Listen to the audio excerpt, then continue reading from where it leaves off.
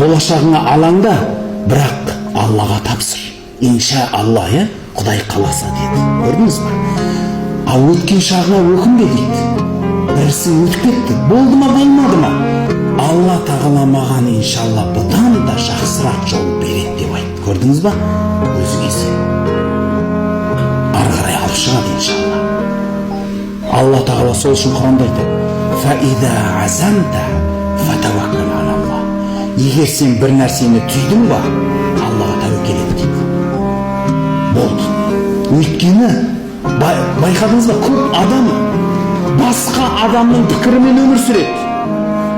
Жұрттың баласы не дейді, жұрт не дейді, жұрт не қарайды, қалай боламын? Жоқ. Егер тәуекел еттің ба, сен Алланың алдында жауап бересің. Басқа ешкім алдында жауап бермейсің. Сол үшін